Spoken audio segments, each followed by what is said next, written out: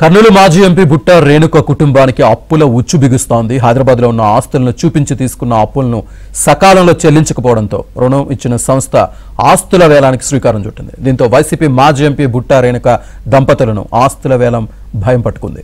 LIC అనుబంధ విభాగమైన LIC HFL నుంచి 310 కోట్ల రూపాయల అప్పును బుట్ట రేణుక దంపతులు తీసుకున్నారు. అయితే గత కొంతకాలంగా సకాలంలో వాయిదాలు చెల్లించకపోవడంతో ఎల్ఐసి హెచ్ఎఫ్ఎల్ బెంగళూరు బ్రాంచ్ ప్రతినిధులు పలుమార్లు నోటీసులు పంపించారు.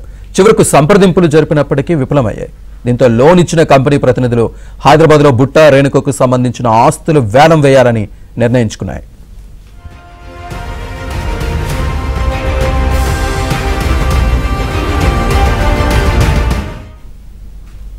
బుట్ట రేణుక ఆమె భర్త నీలకంఠ 2018లో 15 ఏళ్ల కాల వ్యవధికి తిరిగి చెల్లించేలా ఎల్ఐసి హెచ్ఎఫ్ఎల్ నుంచి 310 కోట్ల రుణం తీసుకున్నారు.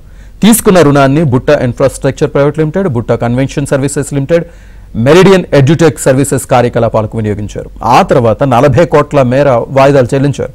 అయితే అసలు వడ్డీ కలిసి మొత్తం 340 కోట్ల రుణాన్ని చెల్లించాల్సి ఉంది. వడ్డీ భారం ఎక్కువగా ఉండడంతో కొన్ని ఆస్తులను విక్రయించి లోన్ రీషెడ్యూల్ చేయాలని బుట్ట దంపతులు కోరారు. అయితే నిబంధనలకు విరుద్ధంగా ఉన్న ప్రతిపాదన ఉందని ఎల్ఐసి హెచ్ఎఫ్ఎల్ ప్రతినిధులు అంగీకరించలేదు.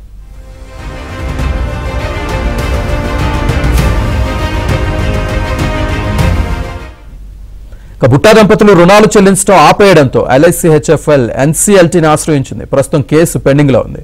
రుణ నిబంధనలకు అనుగుణంగా బంజారాహిల్స్ లో బుట్ట రేణుక దంపతులకు చెందిన 5,000 గజాల ఆస్తిని 145 కోట్లకు వేలం వేయగా ఎవ్వరూ ముందుకు రాలేదు.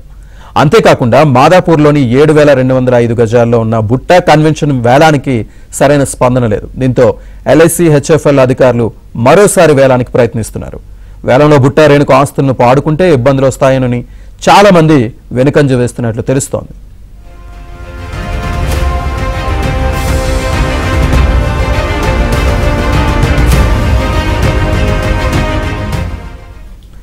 ఇదిలా ఉంటే సార్వత్రిక ఎన్నికల సమయంలో ఎమ్మిగనూరులో సభలో బుట్ట రేణుక గురించి ఆసక్తికర వ్యాఖ్యలు చేశారు. బుట్ట రేణుకకు ఆస్తిపాస్తులు లేవని, అంతంత మాత్రంగానే ఉన్నాయంటూ సభలో చెప్పారు. మరోవైపు ఎన్నికల సమయంలో తన కుటుంబ ఆస్తుల వ్యాపార వ్యవహారాల గురించి తెలిపారు. ఇప్పుడు తాజాగా ఆస్తుల వేలానికి ఎల్ఐసి అనుబంధ విభాగం సంసిద్ధం కావడంతో మాజీ ఎంపీ బుట్ట రేణుక ఆస్తుల వ్యవహారం హాట్ టాపిక్ గా మారింది. బుట్ట రేణుక కుటుంబం తన ఆస్తులను కాపాడుకుంటుందా లేదా అన్నది సర్వత్రా చర్చనీయాంశంగా మారింది. ఈ నియోజకవర్గానికి సంబంధించిన బుట్టమ్మ నా చెల్లెలు, సౌమిరాలు, బీసీ కులానికి చెందిన నా చెల్లెమ్మ. ఆర్థికంగా కూడా పాపం అంతంత మాత్రంగానే ఉంది.